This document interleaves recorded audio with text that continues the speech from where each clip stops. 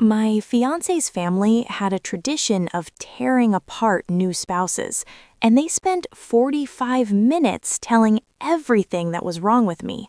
They all went silent when it was my turn to speak. My fiance's family had a tradition they called the welcome circle.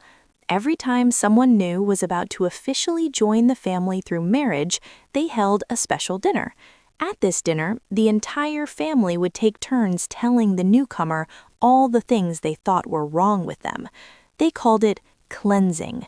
They said it was important to air out concerns before the wedding so there were no secrets and no resentment. They said it helped new family members understand what they needed to work on to truly belong. My fiancé, Wesley, told me about this tradition 3 months before our wedding. We had been together for 3 years. He said the welcome circle was just something his family did, and it wasn't as bad as it sounded. He said everyone went through it, and everyone survived. He said his mother went through it when she married his father. His aunts went through it. His brother's wife went through it.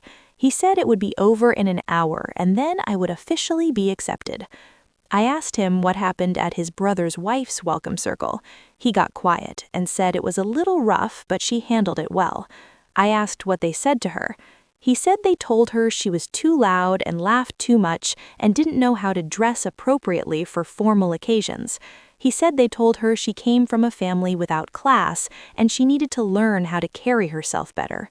He said they told her she wasn't smart enough for his brother and she should read more books. I asked how she reacted. He said she cried a little, but then thanked everyone for their honesty and promised to do better. She's been married to his brother, Tristan, for 6 years now. She barely speaks at family gatherings anymore. I told Wesley I didn't want to do the welcome circle.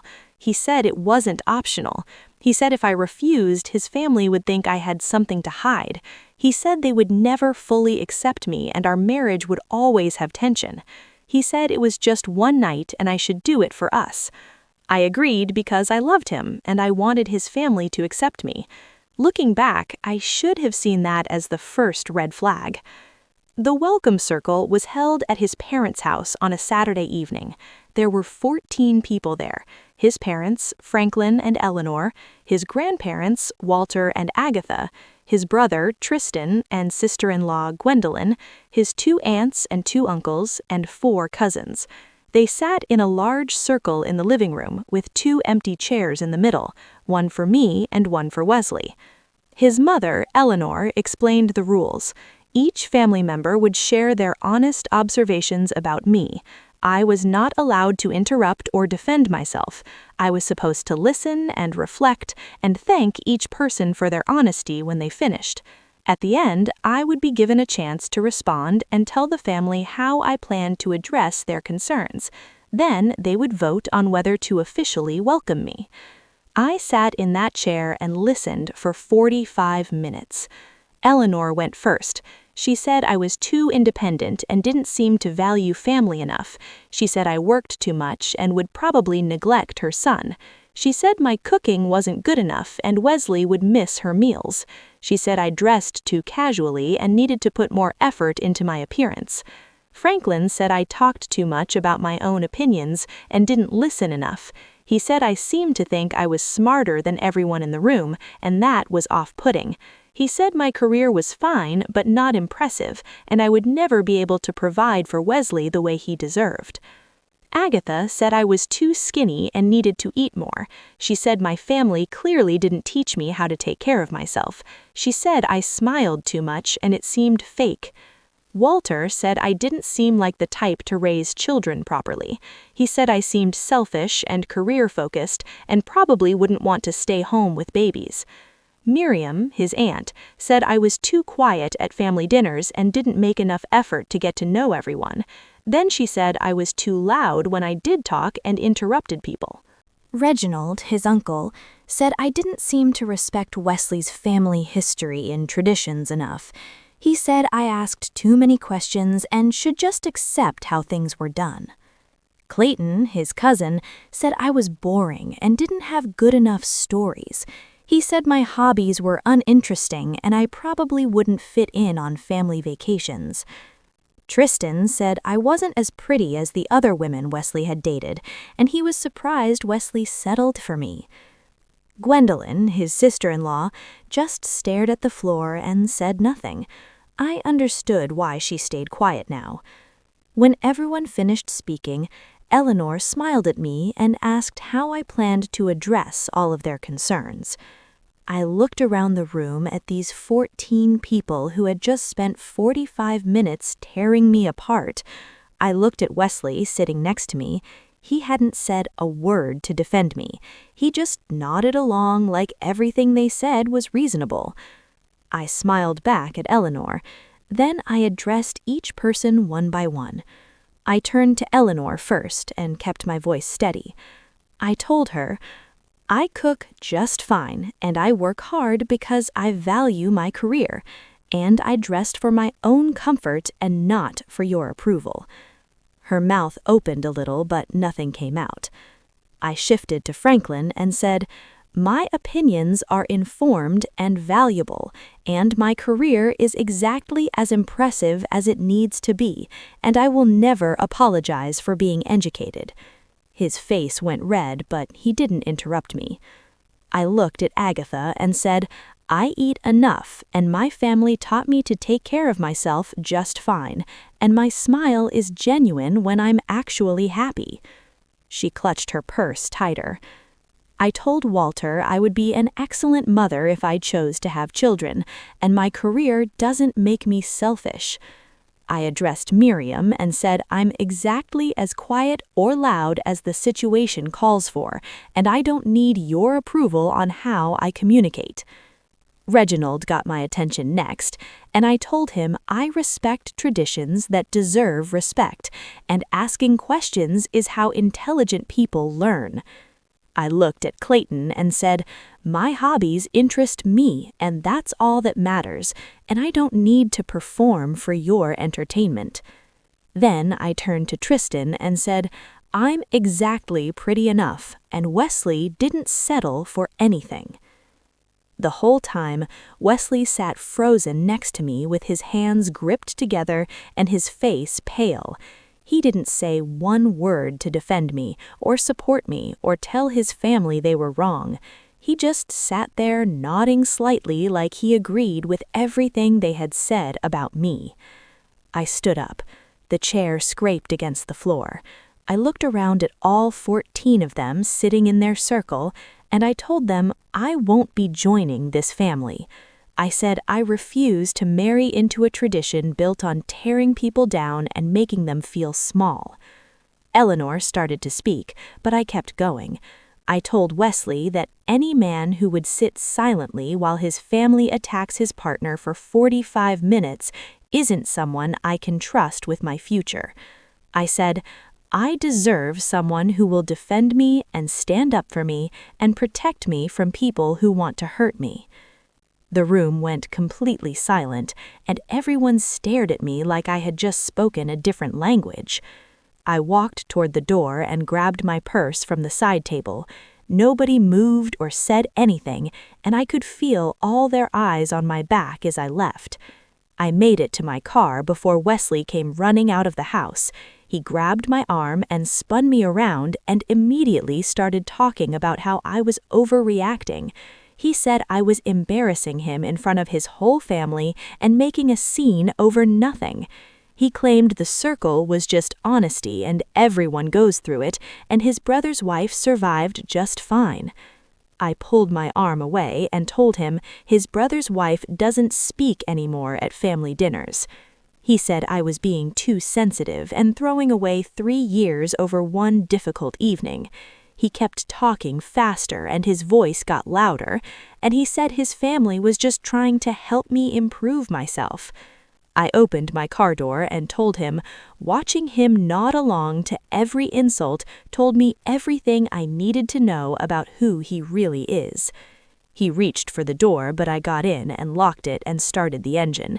He was still talking and gesturing as I backed out of the driveway, and his mouth was moving, but I couldn't hear the words anymore.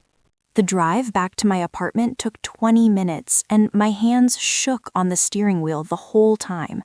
I kept replaying the last hour in my head and seeing Wesley's face as his family destroyed me piece by piece.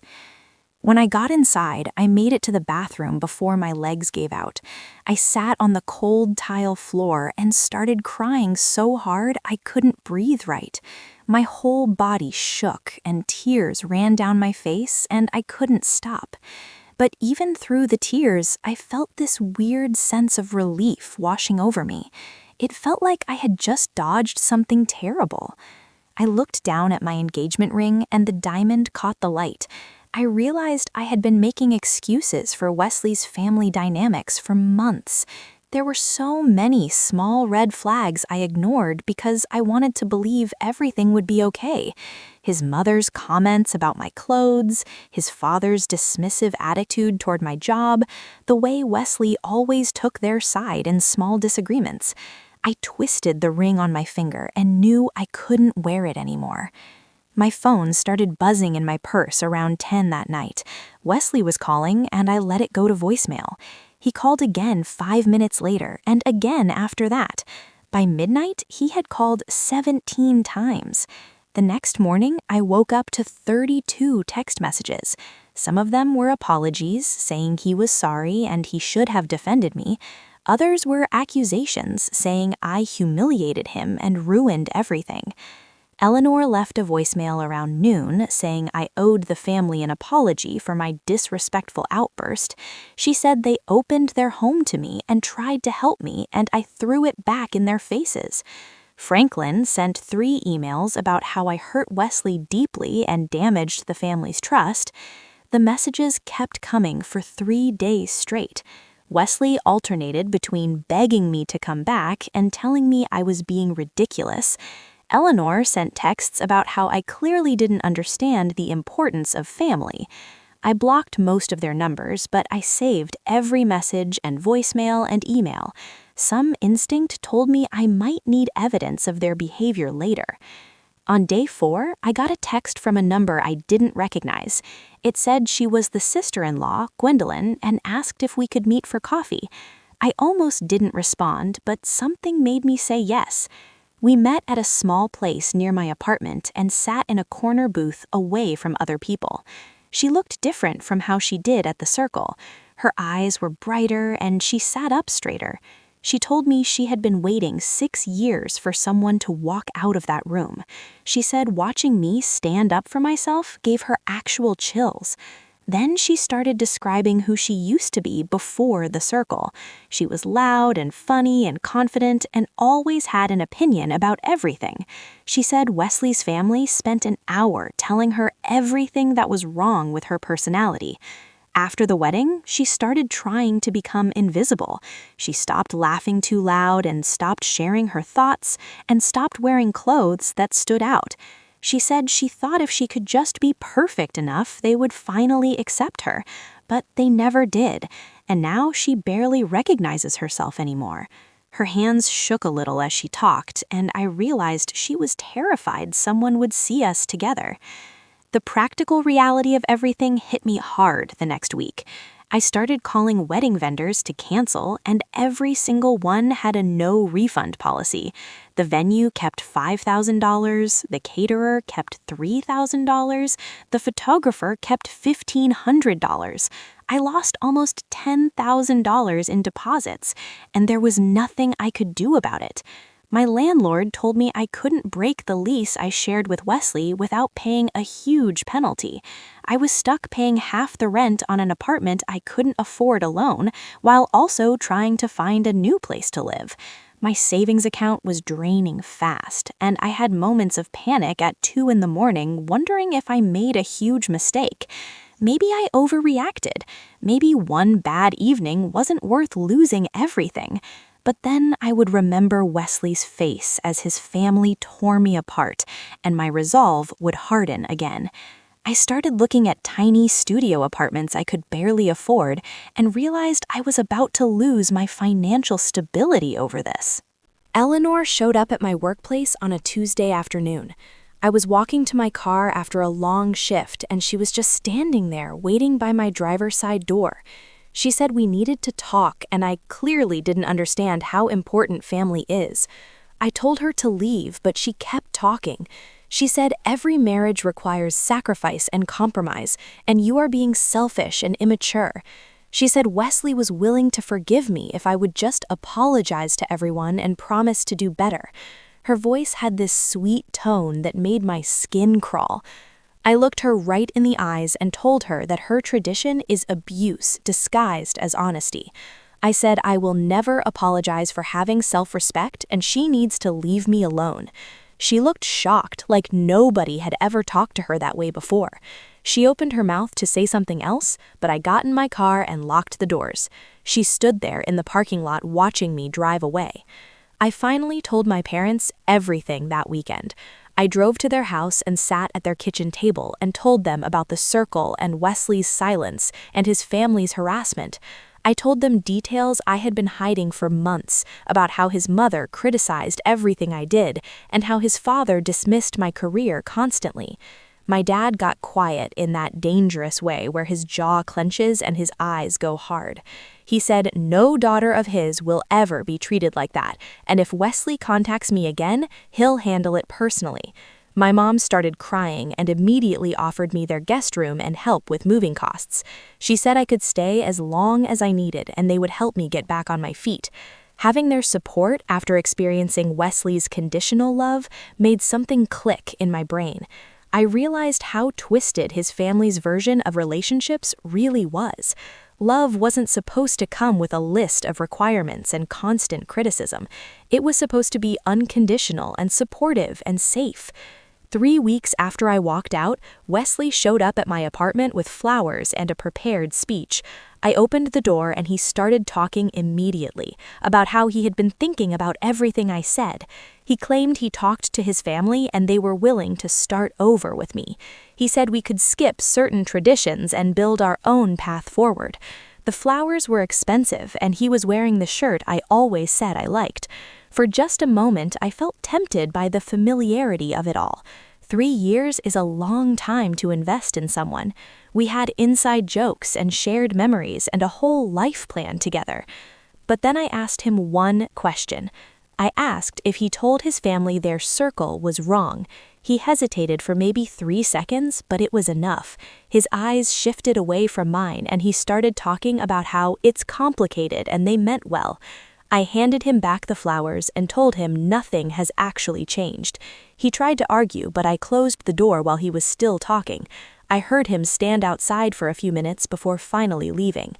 The next morning, I woke up to an email notification on my phone. The sender was an address I didn't recognize, but the subject line said it was from Gwendolyn. I sat up in bed and opened it. The message was long and took me several minutes to read through.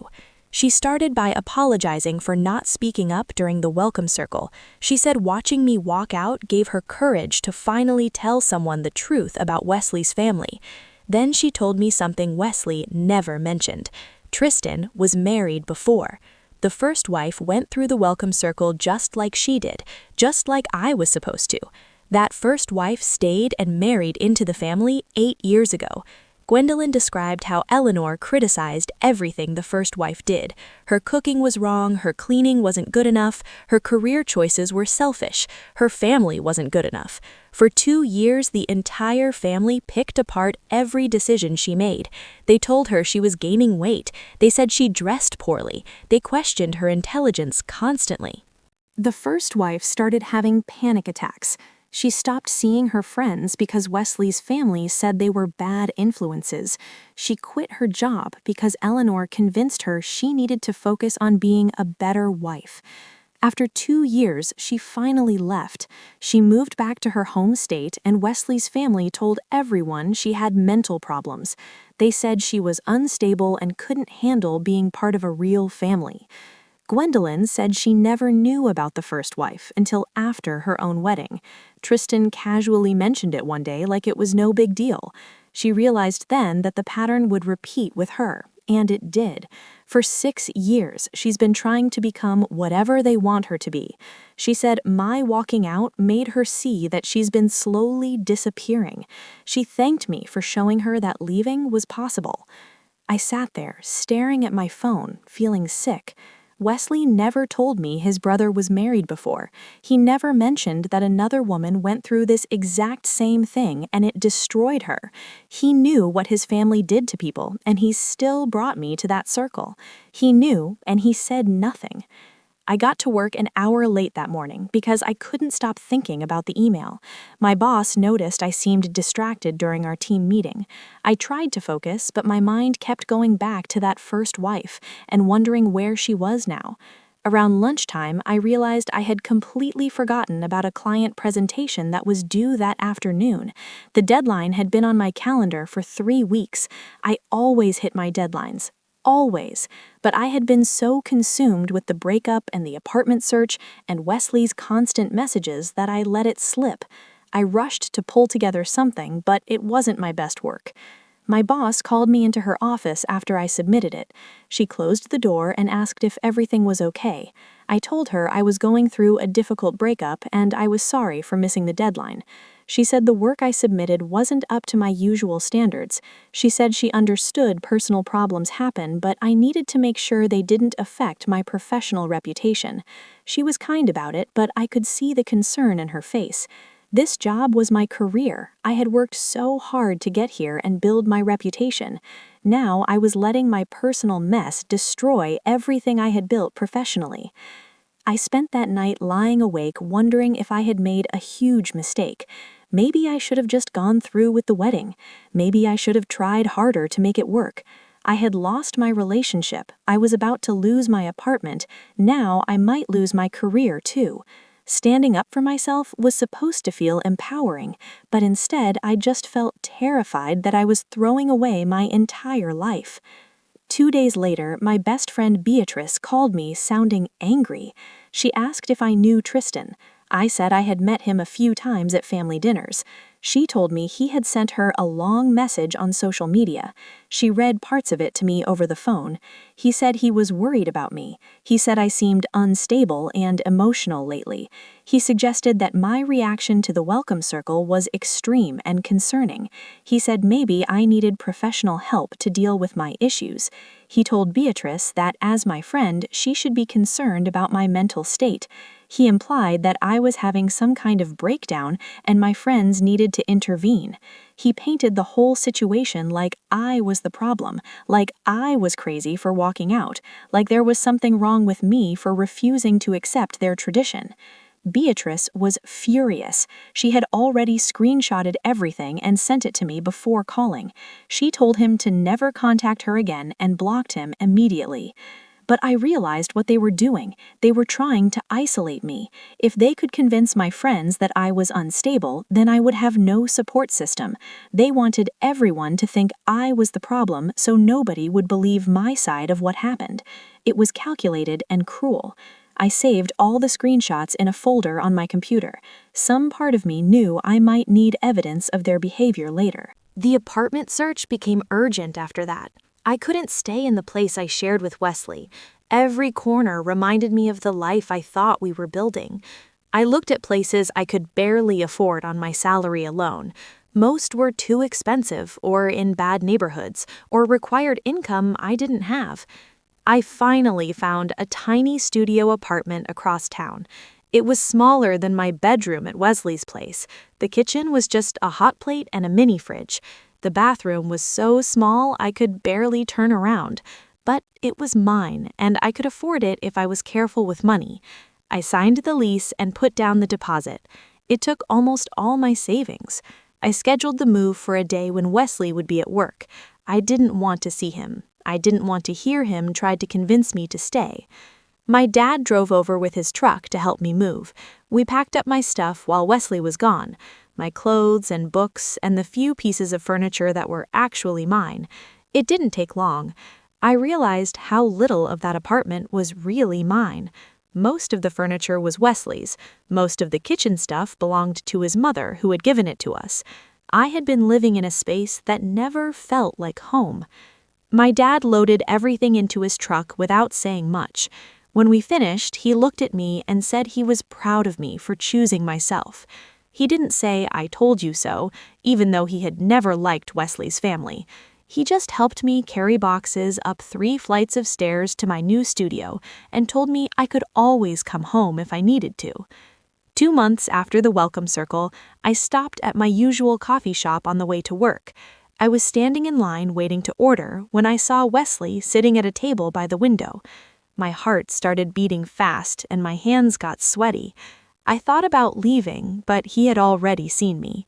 He stood up and walked over. He asked if we could talk for a minute. I said I only had a few minutes before work. We sat down at his table and he started talking about how much he missed me. He said he had been thinking about everything that happened. He asked if there was any chance we could try again.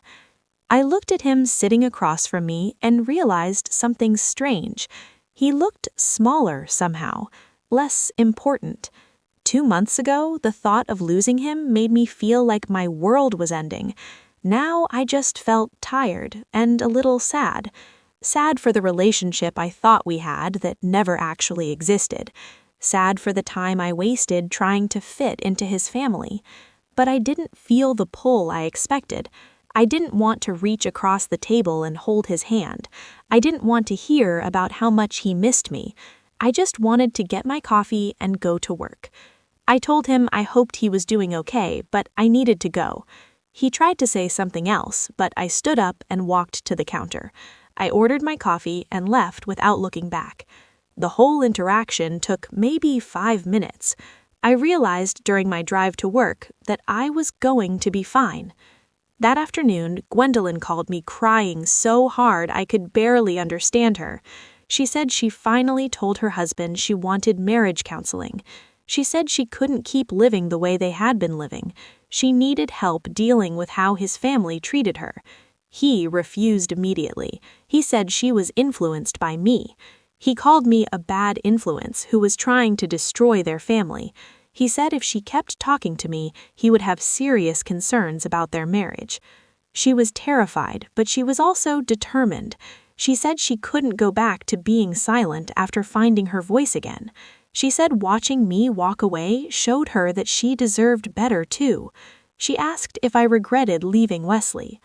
I told her the truth.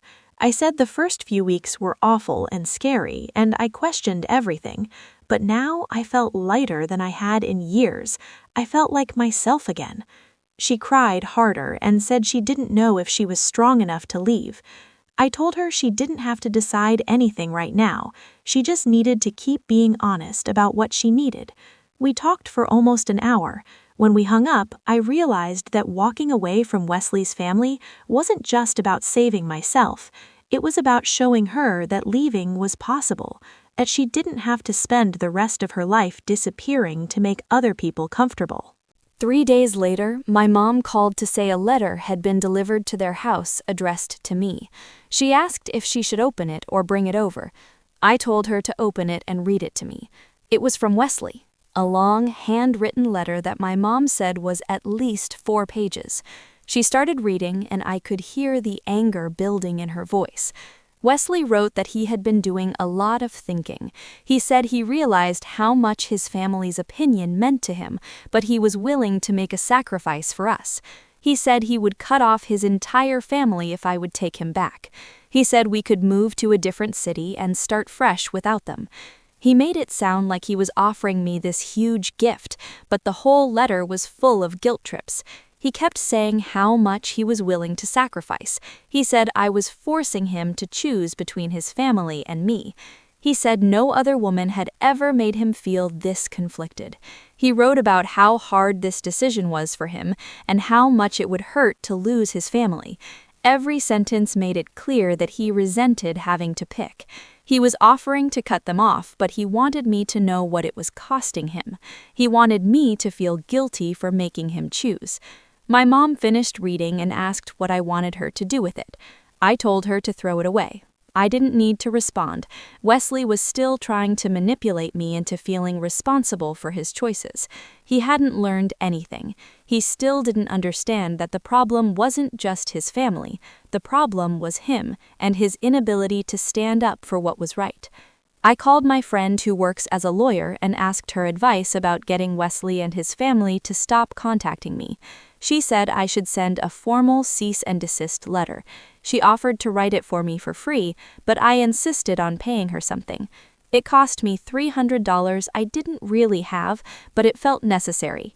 The letter went to Wesley and his parents and his brother. It said they needed to stop all communication with me immediately. It said any further contact would be considered harassment. It mentioned the messages to Beatrice and the voicemails from his mother and the letter to my parents' house. It said I was documenting everything in case I needed legal protection later. My friend sent it certified mail so we would have proof they received it. She told me to keep records of any contact that happened after they got the letter. I felt better having that boundary in place, even though it cost money I couldn't afford. At least now there was a legal record that I had asked them to leave me alone. 3 months after walking out of the welcome circle, I made an appointment with a therapist. I knew I needed help understanding why I almost married into that family. I needed to figure out what made me ignore so many warning signs. The first session was hard. The therapist asked me to describe my relationship with Wesley from the beginning. As I talked, I started seeing patterns I hadn't noticed before. How he always made plans without asking my opinion first. How he would get quiet and distant when I disagreed with him. How he expected me to spend every holiday with his family, but never made time for mine. The therapist said I had been taught to be accommodating. She said I saw love as something you earn through sacrifice, instead of something freely given. She said that made me vulnerable to Wesley's family dynamics. Over the next few weeks, we worked on understanding why I stayed so long, why I agreed to the welcome circle even though everything in me said it was wrong. She helped me see that I had been taught to value other people's comfort over my own well-being. She said learning to recognize my own worth independent of anyone else's approval would take time. The sessions were expensive and hard, but I kept going. I was learning things about myself that I needed to know. 4 months after the breakup, my boss called me into her office again. I felt my stomach drop, thinking I was about to get fired for that missed deadline. Instead, she told me I was getting a promotion. She said I had successfully completed a major project, and my work over the past few months showed real resilience and focus. The promotion came with a raise. It wasn't huge, but it was enough to make my studio apartment affordable without help from my parents. She said she had been impressed by how I handled the difficult period after my breakup. She said I had proven I could separate my personal life from my professional responsibilities. I walked out of her office feeling genuinely proud of myself for the first time since everything fell apart. I had survived the worst few months of my life and come out stronger. I was building a life that was completely mine, a life based on my own values and choices, instead of trying to fit into someone else's expectations. That night, I sat in my tiny studio apartment eating takeout and watching my favorite show that Wesley always complained about. I looked around at the space I had decorated exactly how I wanted. I thought about my job and my friends and my family who supported me unconditionally. I realized I was actually happy, not the anxious happiness I felt with Wesley, where I was always worried about doing something wrong. Real happiness that came from being completely myself without apology. I found out through a mutual friend who ran into Eleanor at the grocery store. She mentioned it casually, like she was sharing gossip about the weather. Wesley's parents were telling everyone who would listen that I had some kind of breakdown and canceled the wedding for no real reason. They were saying I got cold feet and panicked, that I overreacted to normal family bonding. My friend asked if I wanted her to set the record straight, and I almost said yes. Part of me wanted to defend myself, to make sure everyone knew what really happened in that living room.